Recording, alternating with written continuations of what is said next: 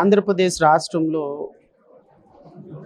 17 government medical కాలేజెస్ని private పరం చేయాలి అన్నటువంటి కూటమి ప్రభుత్వ నిర్ణయం పైన జై భీమ్ రా భారత్ పార్టీ తీవ్రంగా ఖండిస్తుంది. చంద్రబాబు నాయుడు అధ్యక్షతన ఈ రాష్ట్ర ప్రభుత్వం చేస్తున్నటువంటి అప్రజాస్వామిక చర్యల్ని రాష్ట్రంలో కులాలకి, మతాలకి, ప్రాంతాలకి అతీతంగా ప్రతి ఒక్కరూ ఖండించాలని అయితే నేను పిలుపునిస్తున్నా. ఎందుకంటే మెడికల్ విద్య అనేది ఒక పేదవాడికి ఒక కళ. ఆ పేదవాడి కళ నిజంగా ప్రభుత్వ మెడికల్ కాలేజెస్లో ఒక డాక్టర్గా చదివినప్పుడు నామినల్ ఫీజులతోటి ఒక డాక్టర్ అయ్యి ఈ సమాజానికి ఎంతోమంది ప్రాణాలను కాపాడేటువంటి ఒక డాక్టర్ వృత్తిని ఈరోజు కోట్ల రూపాయలతోటి మార్కెట్లో అది ఒక కమాడిటీ లాగా అమ్మే ప్రయత్నం చేస్తున్నారు. అది ఖచ్చితంగా రాబోయే సమాజానికి అత్యంత ప్రమాదకరం. నేషనల్ మెడికల్ కౌన్సిల్ ఇచ్చినటువంటి అప్రూవల్ని ఇంకా ప్రభుత్వ మెడికల్ కాలేజీల్లో ఉంచి ఇన్ఫ్రాస్ట్రక్చర్ పెంచి దానికి నిధులు సమీకరించి ఇంకా వాటిని అద్భుతంగా చేయాల్సినటువంటి పరిస్థితుల్లో వాటికి కేటాయించిన నిధులను కూడా వేరే వాటికి దారి మళ్లించి మీ అనుచరులకి, మీ సామాజిక వర్గం వాళ్ళకి కోట్ల రూపాయలు దోచిపెట్టాలనేటువంటి ప్రయత్నం ఆపకపోతే నేనైతే కూటమి ప్రభుత్వాన్ని చాలా సీరియస్గా హెచ్చరిస్తున్నా. ఖచ్చితంగా రాబోయే కాలంలో మెడికల్ విద్యలో మీరు చేస్తున్నటువంటి దుర్మార్గకరమైనటువంటి పని రేపు ఖచ్చితంగా చరిత్ర గతిని మార్చబోతుంది. మీ యొక్క ప్రభుత్వాన్ని దహిస్తుంది. ఖచ్చితంగా చంద్రబాబు నాయుడు, నారా లోకేష్, పవన్ కళ్యాణ్ మీ ముగ్గురు కూడా ఈ సునామీలో కొట్టుకుపోకపోతే ఖచ్చితంగా రాష్ట్ర ప్రజలు మరొక్కసారి తమ ముక్కు మీద వేలేసుకునే పరిస్థితి ఉంటుంది. ఖచ్చితంగా నేను మళ్ళా చెప్తున్నాను కూటమి ప్రభుత్వానికి, మీరు భస్మాసుర హస్తంలాగా ఈ యొక్క మెడికల్ కాలేజీల యొక్క అంశాన్ని మీ నెత్తి మీద వేసుకుంటున్నారు.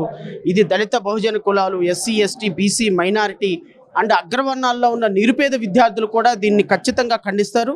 వాళ్ళకి జరగబోయేటువంటి మంచి రేపొద్దున ప్రతి ఒక్క విషయంలో కూడా వాళ్ళకి మేము వివరిస్తాం. రాబోయే కాలంలో మెడికల్ విద్య మీద ప్రభుత్వం వెనక్కి అడుగు వేయకపోతే ఎలా ప్రభుత్వం అంతు చూడాలో రాష్ట్ర ప్రజలు చైతన్యవంతం చేస్తారు. నాకు తెలిసినంత వరకు ఇది ఒక data storage centre. Data storage సెంటర్లో 200 నుంచి 300 ఉద్యోగాలు వస్తే చాలా గొప్ప. అది కూడా లాంగ్ రన్లో ఇప్పటికిప్పుడు లక్షల ఉద్యోగాలు వస్తాయని చెప్పేటువంటి ప్రయత్నం ఒక బోటకపు ప్రయత్నం. సో నారా లోకేష్ని నేను ఛాలెంజ్ చేస్తున్నా, నీకు దమ్ము ధైర్యం ఉంటే ఈ మాట గూగుల్ సంస్థల చేత చెప్పించు. ఈ రాష్ట్రంలో డేటా సెంటర్లో అసలు ఎన్ని ఉద్యోగాలు వస్తాయి? ఒక డేటా సెంటర్లో ఎన్ని ఉద్యోగాలు వస్తాయి? మ్యాక్సిమం అది డేటా సెంటర్ అద్భుతంగా పెడితే మహా అయితే 200-300 ఉద్యోగాల కంటే అది సాఫ్ట్వేర్ కంపెనీ కాదు. అక్కడేమి బిజినెస్ జరగదు, అక్కడేమి ప్రాసెసింగ్ జరగదు. It is only storage centre. ఎవడో అటెండర్ ఉంటాడు, కావుడు దాన్ని స్టోర్ చేసుకునే దానికి 4 డేటా ఆపరేటర్లను పెట్టి చేసుకునే పని. అది Google centre, data storage centre పెట్టడం అంటే అది ఒక నథింగ్ బట్ ఎయిర్టెల్ ఆఫీస్లో ఒక చిన్న బ్రాంచ్ ఆఫీస్ పెట్టినట్టుదని నాకున్న అభిప్రాయం. అది సాఫ్ట్వేర్ కంపెనీ కాదు. అక్కడ సాఫ్ట్వేర్లు వచ్చి పనిచేయరు. డేటా సెంటర్ని, స్టోరేజ్ని కాపాడడానికి ఒక నార్మల్ డేటా ఎంట్రీ ఆపరేటర్ సరిపోతారు. కాబట్టి వీళ్ళు ప్రభుత్వం చెప్పేంత సినిమా అక్కడ ఏం లేదు. ఈ ప్రభుత్వానికి విశాఖపట్నం మీద కానీ, ఆంధ్రప్రదేశ్ రాష్ట్రం మీద కానీ ఏ విధమైనటువంటి ప్రేమ లేదు. ఈ డేటా సెంటర్లు సాకు చూపించి ఈ రాష్ట్రంలో 60,000 ఎకరాలు వాళ్ళ అనుచరులకి దోచిపెట్టారు. వీటన్నిటి వివరాలతో రేపు మంగళవారం ప్రెస్ మీట్ ఉంటుంది. ఖచ్చితంగా రాష్ట్ర ప్రజలకు వాస్తవాలు వివరిస్తాను. నేను చెప్పేది, చంద్రబాబు నాయుడుకి ఎంప్లాయ్మెంటు ముఖ్యమంత్రి, నారా లోకేష్కి ఐటీ మంత్రి, పవన్ కళ్యాణ్కి ఉప ముఖ్యమంత్రి. మరి కార్యకర్తలకి ఏ పదవులు ఇవ్వాలి? కార్యకర్తలకి డబ్బులు ఎట్లా రావాలి? రోజు ఒక 5 కోట్లతోటి పవన్ కళ్యాణ్ 150 కోట్లు ఆయన సంపాదన నెలకి. నారా లోకేష్ 1000 కోట్లు టార్గెట్. వాళ్ళ నాన్న ఇంకొంచెం ఎక్కువ తిరిగి 2000 కోట్లు టార్గెట్. అంటే వీళ్ళు నెలకు వచ్చేటప్పటికి ఒక 5,000 కోట్లు, 10,000 కోట్లు దోచుకోవాలనేటువంటి ప్రయత్నం. మరి కార్యకర్తలకు డబ్బులు రావాలంటే ఏం చేయాలి?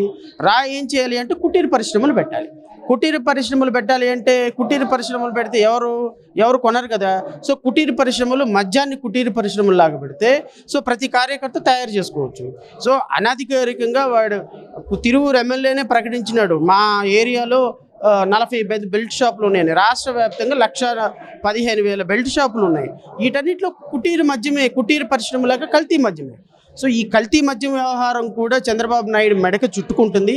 ఖచ్చితంగా రాష్ట్ర ప్రజలు వీళ్ళకి అధికారం ఇచ్చినందుకు నెత్తి నోరు కొట్టుకొని ఏడుస్తున్నారు. దీని మీద ప్రజలను చైతన్యవంతులు చేస్తాం. ఖచ్చితంగా మా పోరాటం అయితే కంటిన్యూ చేస్తాం.